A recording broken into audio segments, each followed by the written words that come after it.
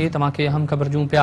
ॿियनि ते तनक़ीद कंदड़ इमरान ख़ान जी बि ऑडियो लीक थी वई आहे। इमरान ख़ान ऐं संदसि सेक्रेटरी जे अमरीकी ख़त बाबति ऑडियो लीक थी वई आहे। इमरान ख़ान ख़त बाबति आज़म ख़ान खे हिकमत अमरी ॿुधाई आहे। आज़म ख़ान ख़त बाबति इमरान ख़ान खे नयूं तरकीबूं ॿुधायूं। आज़म ख़ान मामले खे उथारियो ऐं नओं रंग ॾियण लाइ गॾिजाणी घुराइण ते ज़ोर भरियो। इन बाबति वधीक तस्दीक करण जे लाइ असां राब्तो कयो आहे। सीनियर सहाफ़ी सिद्दीक़ सारी साहब असां टेलीफोन लाइन ते मौजूद आहिनि। सिद्दीक़ सारी साहब, मुल्क में एक मरतबा फिर ऑडियो लीक्स होने का सिलसिला शुरू हो गया है। पहले वज़ीर आज़म हाउस में से वज़ीर आज़म शहबाज शरीफ की ऑडियो लीक हुई और अब इमरान खान और उसके सेक्रेटरी के दरमियान होने वाली गुफ्तगू लीक हो गई है। क्या कहना चाहेंगे आप? जी बिल्कुल, ये जो नई ऑडियो आज लीक हुई है 1 मिनट 45 सेकंड की, ये ऑडियो भी अभी बहुत ही ज़्यादा एक गैर मामूली है।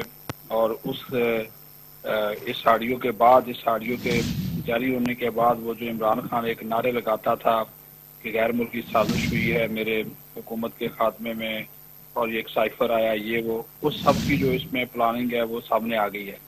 और इस 1 मिनट 45 सेकंड की जो ऑडियो है उसमें उनके जो साबिक प्रिंसिपल सेक्रेटरी आज़म खान इमरान खान को मशवरा दे रहे हैं कि जो इसके ऊपर एक मीटिंग जो है वो बुला ली जाए, शाम कुरैशी को बुला लें, सेक्रेटरी खारजा को बुला लें, वो जो साइफर है उसका वो लेटर पढ़ दें और बाद में उसके मिनट्स जो हैं वो बना लें, उसकी मैं कॉपी कर लूँगा और इसको सफारती ज़बान में धमकी कहते हैं। जो थ्रेट है उसको लैंग्वेज अपनी में तब्दील कर लूँगा, उसकी कॉपी कर ली जाएगी। इस पर इमरान खान आगे से कहते हुए नजर आते हैं कि हम अमेरिका का नाम नहीं लेते, लेकिन ये गैर मुल्की साजिश होगी।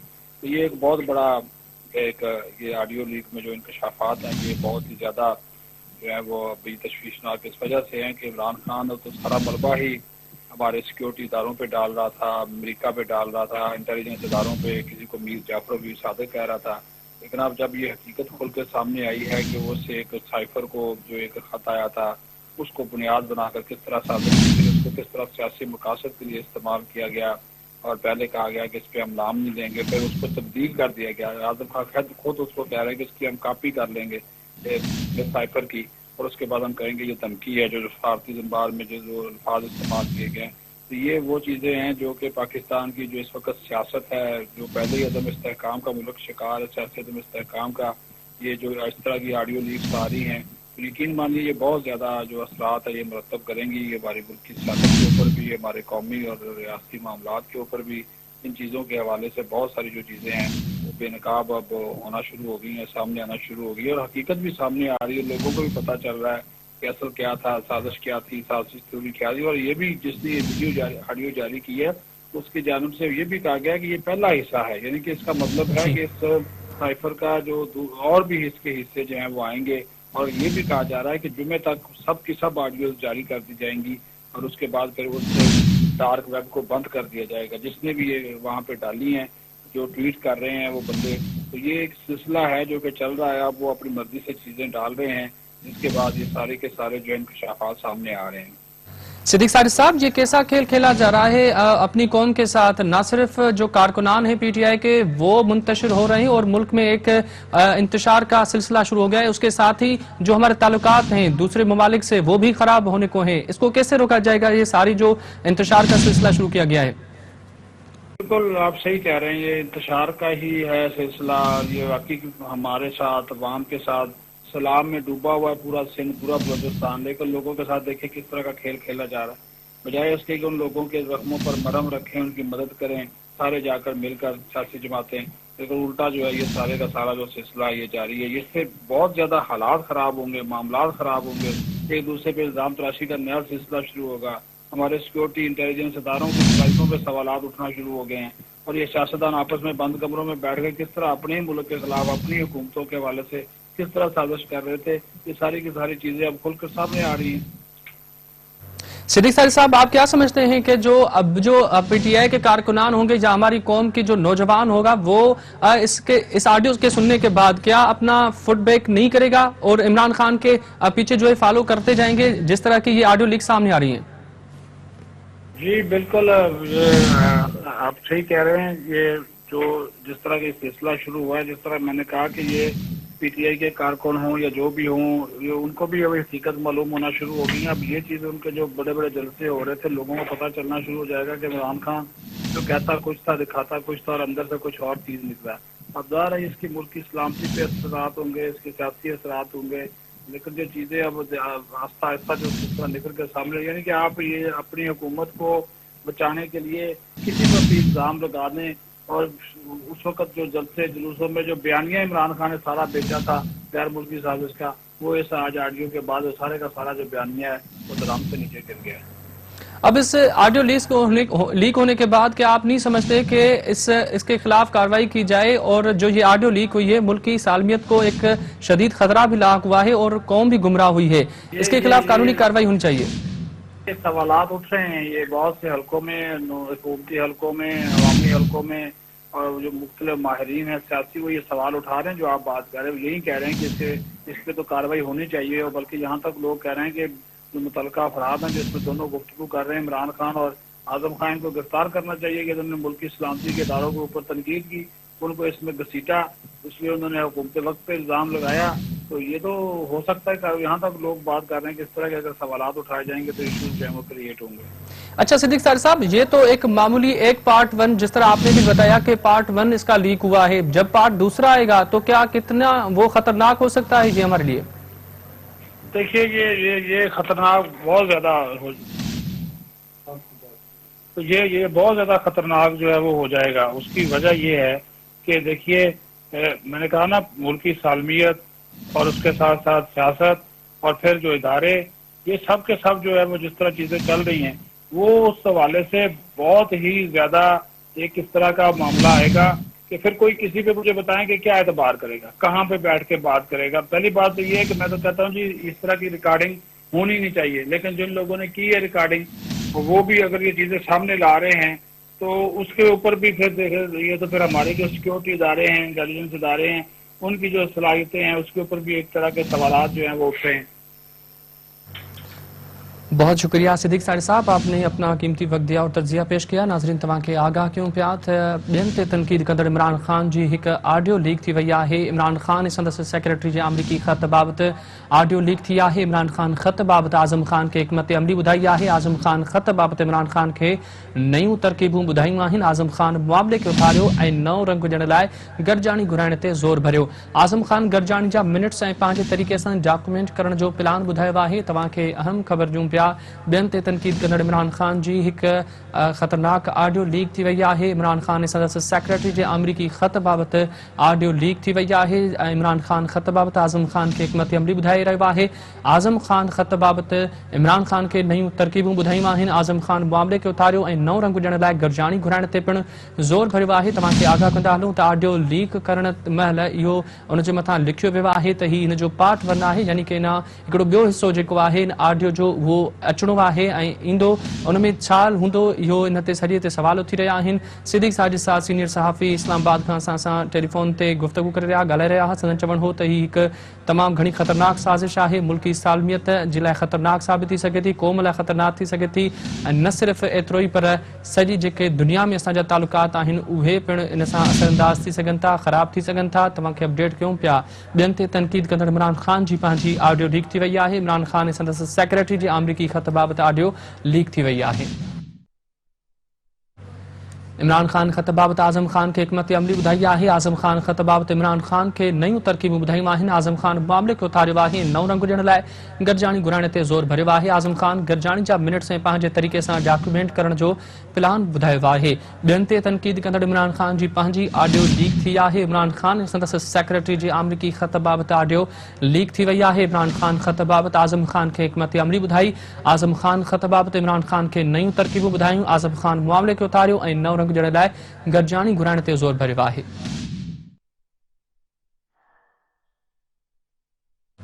ॿियनि ते तनक़ीद कंदड़ इमरान खान जी पंहिंजी ऑडियो लीक थी वई आहे। इमरान खान संदसि सेक्रेटरी जे अमरीकी ख़त बाबति ऑडियो लीक थी वई आहे। इमरान खान ख़त बाबति आज़म खान खे हिकमत अमली ॿुधाई। आज़म खान ख़त बाबति इमरान खान खे नयूं तरकीबूं ॿुधायूं। आज़म खान मुआमले खे उथारियो ऐं नओं रंग ॾियण लाइ गॾिजाणी घुराइण ते ज़ोर भरियो। आज़म खान गॾिजाणी जा मिनट्स ऐं पंहिंजे तरीक़े सां डॉक्यूमेंट करण जो प्लान ॿुधायो आहे। इन सॼी सूरत हाल ते तजिए करण जे लाइ असां राब्तो कयो आहे। Sindh TV news anchor person Meraj Habib Jamali असां सां टेलीफोन लाइन ते मौजूदु आहे। मेराज, अस्सलाम वालेकुम। महराज तव्हां ताईं आवाज़ पहुचे पियो त ॿुधाइजो त इमरान ख़ान ऐं आज़म ख़ान जे विच में ॻाल्हि वारी हिकु ऑडियो लीक थी आहे जंहिंमें आमरीकी ख़त जो हिकिड़ो ड्रामो जेको आहे उहो एक्सपोज थी वियो आहे, छा चवणु चाहींदा हुआ? बिल्कुलु यासिर, हिन वक़्तु मजमूई तौर ते मुल्की सियासत में असांखे ऑडियो लीक्स वारी सूरत हाल नज़र अचे पई। उहो मौसम अचण वारो आहे ऐं ज़ाहिर आहे जॾहिं उहो मौसम वेझो हूंदो आहे त उन वक़्तु सियासतदाननि जो इन क़िस्म जो ऑडियो लीक्स बि ईंदियूं आहिनि, पोइ उन्हनि ते मुख़्तलिफ़ तरीक़नि सां दॿा ऐं प्रेशर विधो वेंदो आहे।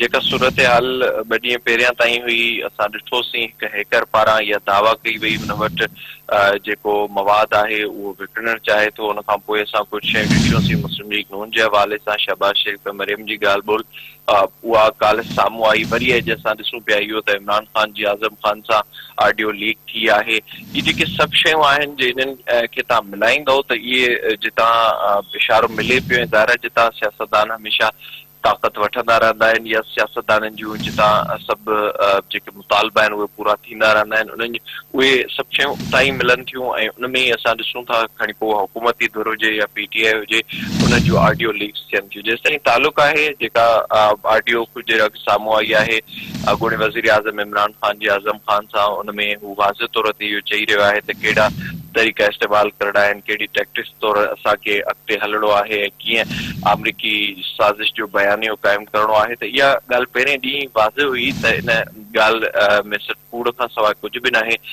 जेके दायरा PTI सां तालुक़ रखंदड़ माण्हू आहिनि या इमरान ख़ान पंहिंजो हिकु बयानियो ठाहिण जी कोशिशि कई ऐं उन में असां ॾिठो आहे त मुल्क अंदरि एंटी अमेरिकन नैरेटिव जेके हमेशह सां अहिड़ो करे पेश कयो वियो आहे ऐं सालनि खां उहो असांखे ॿिज मुल्क अंदरि नज़र अचे थो त उहो फ़ाइदो वठण जी इमरान ख़ान कोशिशि कई हुई। पर उन खां पोइ असां ॾिठोसीं जेके उन बाद नेशनल सिक्योरिटी कमेटी जा इजलास थिया उन में इहा शइ वाज़े थी चुकी हुई। डोनाल्ड लू जे हवाले सां शयूं काफ़ी वाज़े थी चुकियूं। इवन इमरान ख़ान पाण केतिरियूं मुलाक़ातूं करे चुको हो ऐं इमरान ख़ान जो जेको बयानियो असां ॾिठो आहे उन में जेका पाण ॻाल्हि कंदो आहे त उन खां पोइ हू पाण ई हुन ते यूटर्न वठंदो आहे। उहे सभु शयूं असांजे साम्हूं आहिनि त इहा जेके ख़ासि तौर ते इमरान ख़ान जे हवाले सां अमेरिकन नैरेटिव जी जेसि ताईं तालुक़ आहे उहे शयूं वाज़े थी चुकियूं आहिनि। पर जेका हीअ ऑडियो लीक्स आई आहे हिन जो तालुक़ उन शइ सां आहे त कीअं सियासतदाननि खे कोशिशि कजे त हू पंहिंजी जेका लाइन आहे उन मां क्रॉस न थियनि ऐं ऑडियो लीक्स जो मौसम आहे जीअं मां तव्हांखे अॻु में ॿुधायो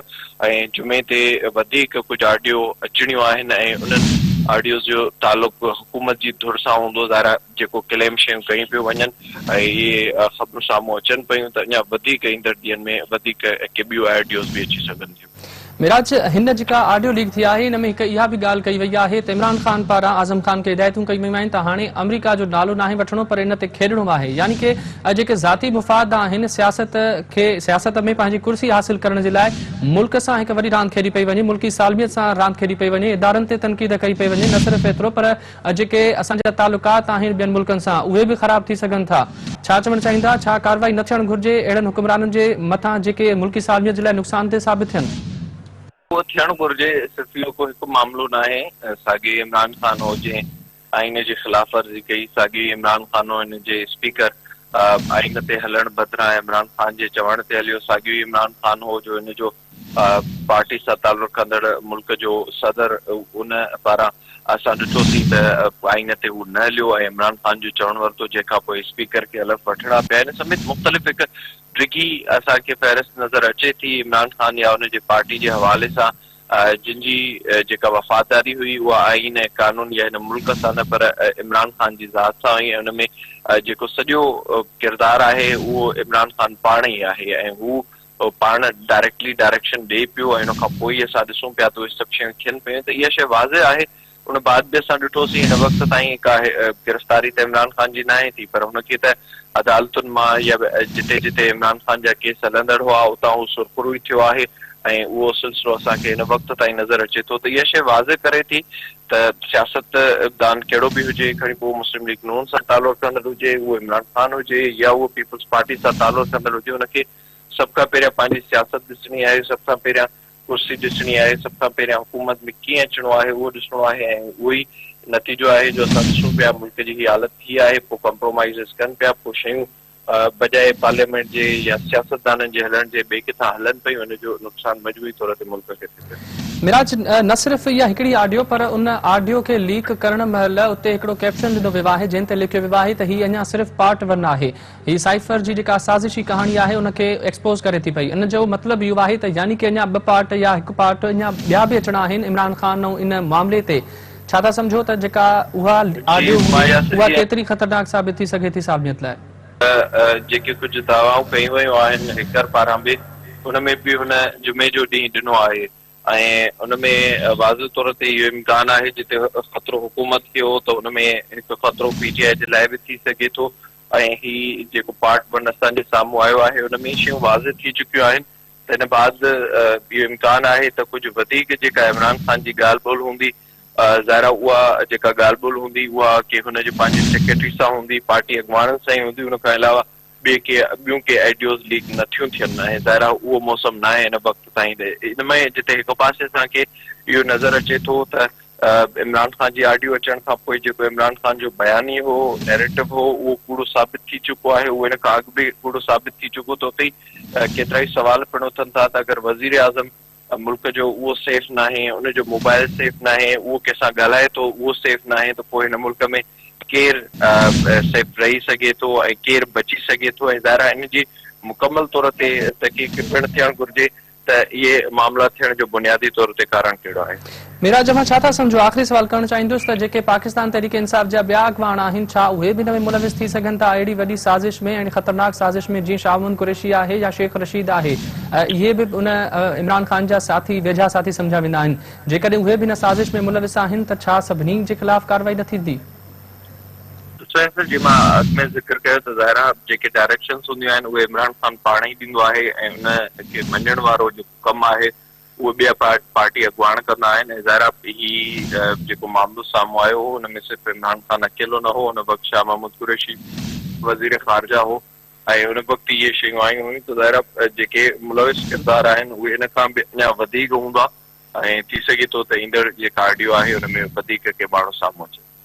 ठीक है मेराज, मेहरबानी तस्दीक करण के लिए। नाज़रीन तव्हांखे आगाह कयूं पिया ॿियनि ते तनक़ीद कंदड़ इमरान ख़ान जी पंहिंजी ऑडियो लीक थी वई आहे। इमरान ख़ान संदसि सेक्रेटरी जे अमरीकी ख़त बाबति ऑडियो लीक थी वई आहे। इमरान ख़ान ख़त बाबति आज़म ख़ान खे हिकमती अमली ॿुधाई, आज़म ख़ान ख़त बाबति इमरान ख़ान खे नयूं तरकीबूं ॿुधायूं, आज़म ख़ान मामले खे उथारियो ऐं नओं रंग ॾियण लाइ गॾिजाणी घुराइण ते बि ज़ोर भरियो।